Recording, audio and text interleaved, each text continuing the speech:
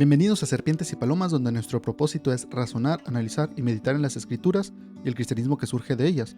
Yo soy Calderón y en cada episodio hablaremos de temas, no para enseñarlos, aunque sin duda aprenderemos en el camino, sino que lo haremos para buscar ser aquello que Jesús nos dijo que fuéramos, prudentes como serpientes y mansos como palomas.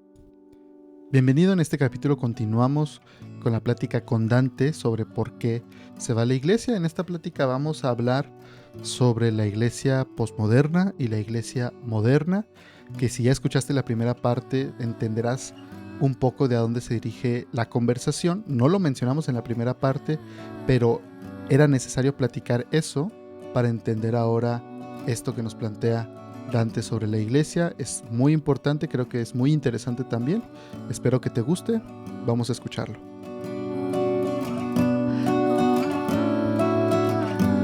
Llega a pasar en ciertas sectas, ¿no? Se dice, ya no existe la iglesia ahorita.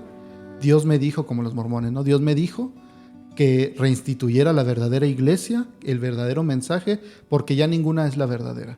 Y yo creo que lo que estaba haciendo es tomar la institución y decir, como las instituciones no me parecen a mí las correctas, afirmó que tampoco existía la establecida por Jesús. Y hay que aclararlo bien, ¿no? Claro. Y es justo eso que dices. Creyentes ha existido desde el primer siglo. Así como hubo creyentes antes de la venida de Jesucristo. Gente que creyó que Jesucristo vendría a ser el libertador. Y nosotros creemos que Jesucristo vino y es nuestro libertador. Creyentes ha habido siempre. Pero hablando del primer siglo, hay creyentes en la iglesia cristiana desde el principio. Luego se institucionaliza. Luego se viene la división y los protestantes vuelven a tener una institución nuevamente de Cristo, pero también la iglesia protestante se institucionalizó. Y seguimos habiendo creyentes dentro de la institución. Son dos iglesias que crecen juntas en una misma. La iglesia instituida por Cristo y la iglesia institucional. Nosotros vamos a la iglesia institucional porque somos un cuerpo social dentro, en este caso, de Occidente.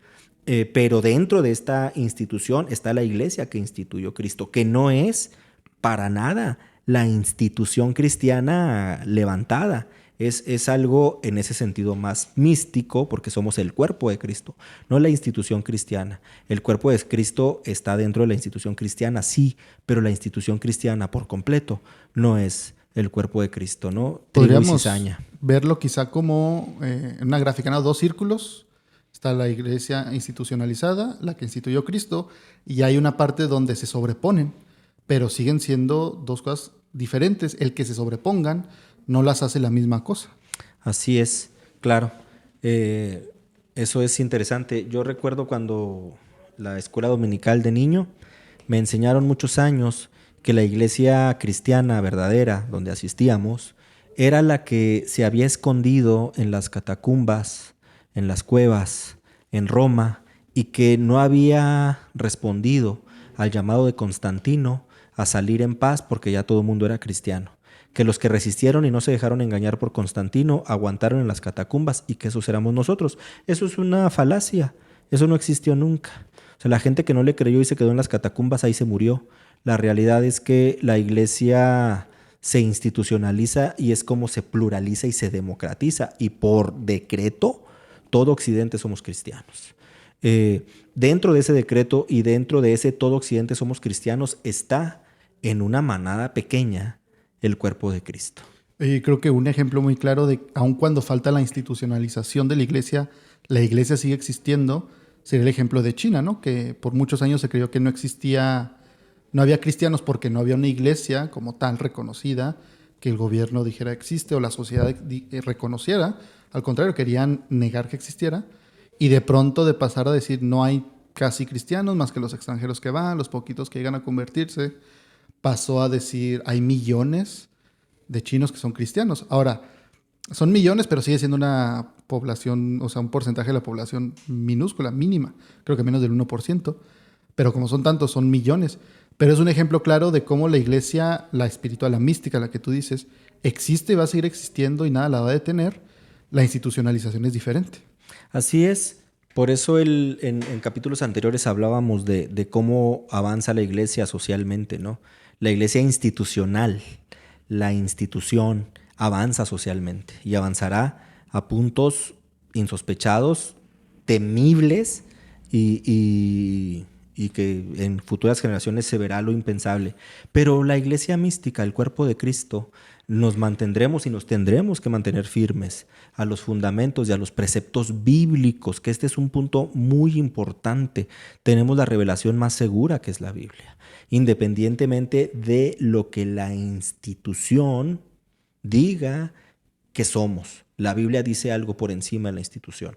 En ese sentido podemos ver las grandes diferencias. En la modernidad, la iglesia que luchó contra los cambios radicales sociales para no permitirles entrar a la iglesia, pues fue una iglesia, como decíamos con anterioridad, es una iglesia fincada en las normas, pero es una iglesia que funciona como cuerpo institucionalizado, pero funciona como cuerpo institucionalizado, ¿verdad? Por eso tenemos tantas denominaciones y tan cerradas al interior. Y a nivel personal, el creyente vivió en la modernidad del cristianismo a través del cuerpo. Entonces el cuerpo físico como templo de Dios, ¿no? Entonces se institucionalizó y se reglamentó también sobre el cuerpo muchas cosas. Y toda la liturgia o la mayoría de la liturgia era en torno al cuerpo carnal. ¿Qué ejemplo nos puedes dar de eso? Hemos abordado muchos anteriormente, ¿no? El atavío del cuerpo, el cómo se debe ver el cuerpo, el cómo se debe vestir el cuerpo. Importante. Nosotros cuando hablamos del cuerpo, pensamos en el exterior. El cuerpo es todo. El cuerpo son mis entrañas, mis células, mi hígado, mi páncreas, mis riñones. Pero a la iglesia le importó el cuerpo exterior. Claro, ¿no? Que, por ejemplo, yo creo que un claro ejemplo es lo que decíamos de tomar. Yo creo que muchas iglesias ya lo hacen. Va a decir, no tomes y es del diablo y no puedes ser cristiano porque se ve mal. Porque si fuera de lo que te hace por dentro, no tampoco tomarían 2 litros de coca o no se comerían un chorro de dulces o cosas que por dentro le hacen mal al cuerpo. Pero dicen, pues como no se ve mal socialmente, nadie te juzga, todos lo hacen también y se ve, pues es inofensivo. Nadie te va a decir que no eres cristiano por tomar coca.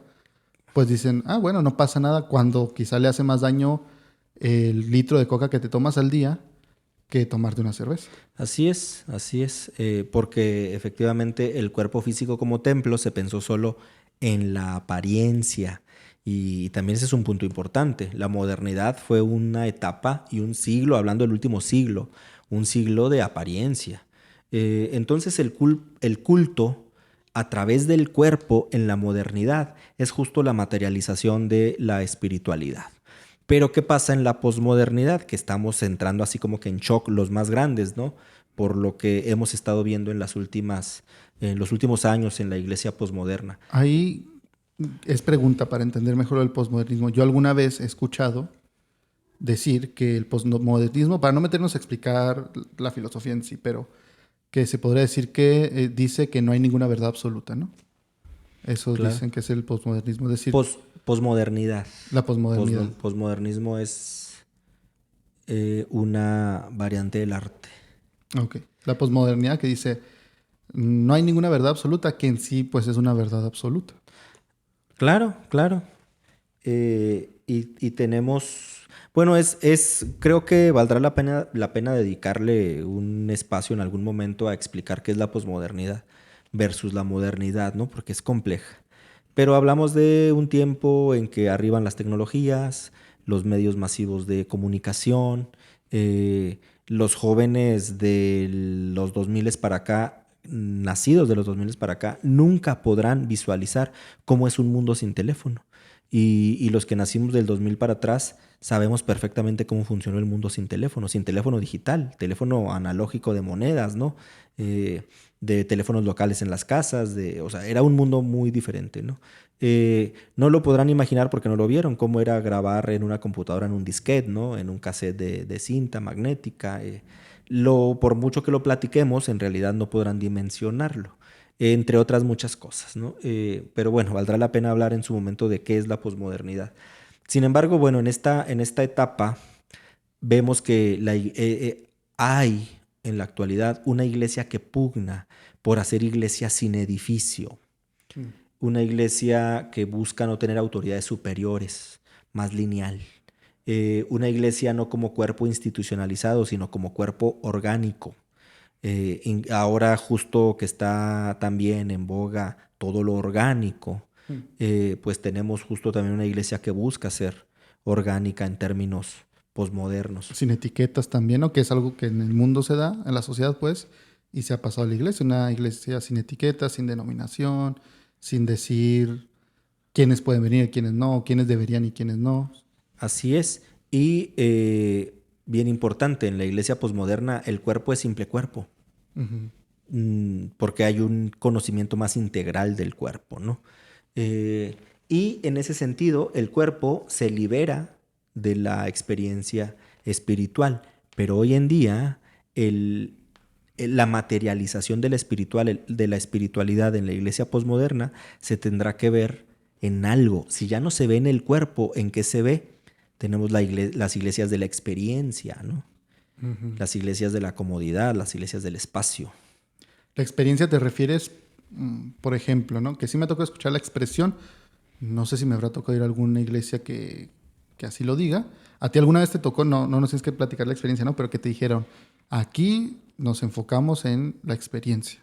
Así es, no tenemos una teología base, no hay una línea de enseñanza para los diferentes grupos, no nos interesa tanto, nos interesa más que la gente viva una buena experiencia.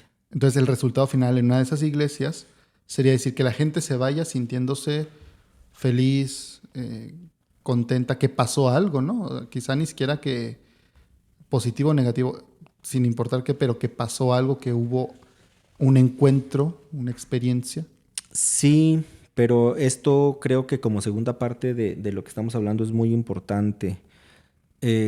Vemos dos tipos de iglesia, una iglesia moderna que todavía está de pie, la iglesia tradicional, basada y fundamentada en las reglas, y vemos una iglesia posmoderna, actual, basada en la experiencia hedonista, en el placer que me da estar ahí, ¿no? Y darle placer al cuerpo en el buen sentido de lo válido es pues relativamente sencillo, ¿no?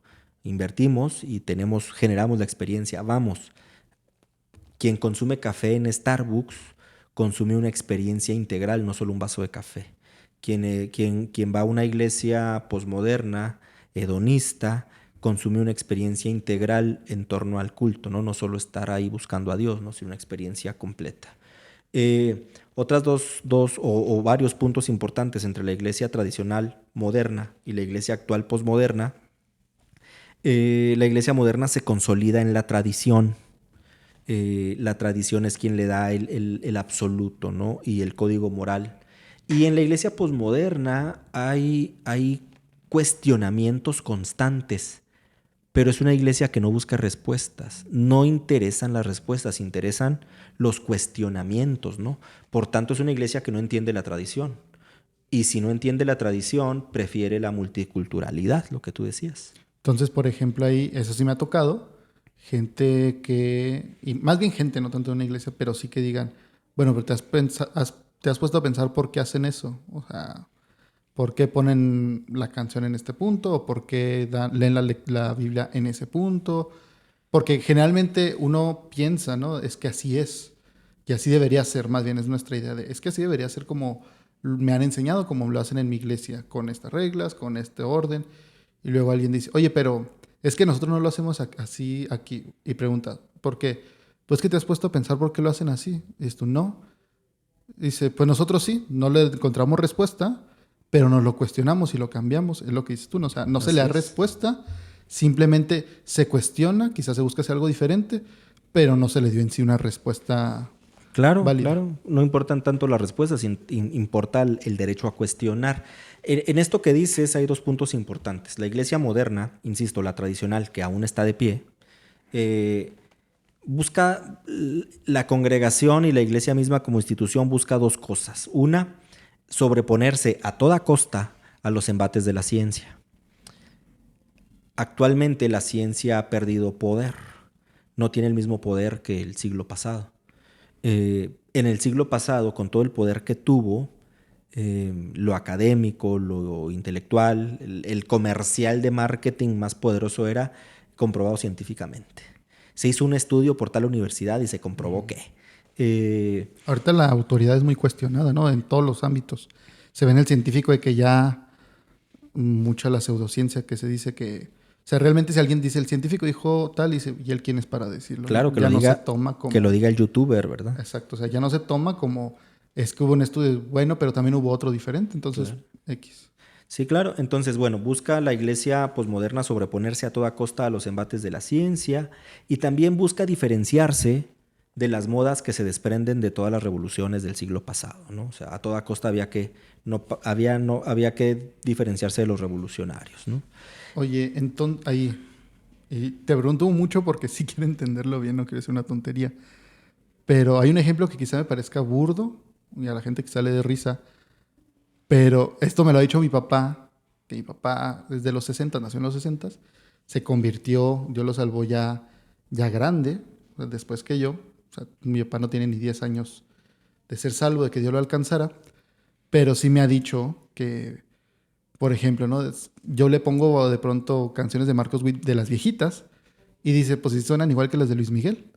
Pero en su momento se supone que esto era lo diferente y era lo que dices tú, no vamos en contra y no vamos a hacer lo mismo, pero Marcos Witt sacaba música que era igual o muy similar a la de Luis Miguel, pero como la sacaba unos años después, cuando ya no estaba la lucha en contra de eso, se valida y ahorita aquellos mismos que en su momento seguramente decían, no, es que esa es música del mundo porque la está haciendo igual que del mundo, ahorita es la que consideran la buena y dicen, esa sí es cristiana.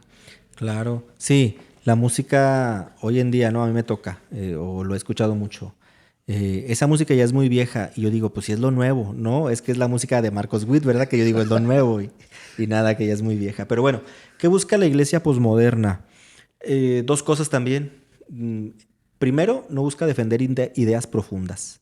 No está en la naturaleza de la posmodernidad defender ideas profundas. Y un punto importante en la posmodernidad, menos es más, cosa que es muy contraria a la modernidad. De esto yo saco una conclusión, dos cosas que busca el sujeto, una conclusión en torno al papel integral de la iglesia. Son cuatro factores. Dos tienen que ver con cosas que busca el sujeto y dos tienen que ver con cosas que debe proveer la iglesia. Dos cosas son muy subjetivas y dos cosas son muy objetivas u objetivas, ¿no? ¿Qué cosas busca el sujeto? Por tanto, son subjetivas. Busca amor y busca comodidad. Busca sentirse amado y busca sentirse bien en donde está. ¿Cuáles son las otras dos? Las que debe proveer la iglesia. La iglesia debe proveer validación y la validación en la iglesia se logra únicamente a través de la confrontación. Y sabemos que la confrontación, quien confronta es el Espíritu, porque el Espíritu es quien tiene que convencernos. Pero la iglesia ha sido experta en confrontar para lograr la validación. Y la segunda es la identidad. La iglesia debe proveer una identidad. La identidad en términos cristianos es muy objetiva. Debemos de tener una identidad conforme a la estructura cristiana. Y ojo, aquí ya brinco yo a la iglesia espiritual, que se da en términos de iglesia institucional, pero se da también en términos de iglesia espiritual, de la iglesia a la que vamos personas, pero que vamos a buscar a Dios. En la identidad, ¿a qué te refieres bien? O sea, la iglesia lo provee, no dices tú, la iglesia debería. Muchas gracias por escuchar este episodio. No olvides suscribirte al podcast en tu plataforma favorita y recuerda que puedes encontrarnos en Facebook, Instagram y YouTube, donde subimos más contenido que nos lleva a razonar, analizar y meditar en las cosas de Dios. Espero que estés bien. Dios te bendiga.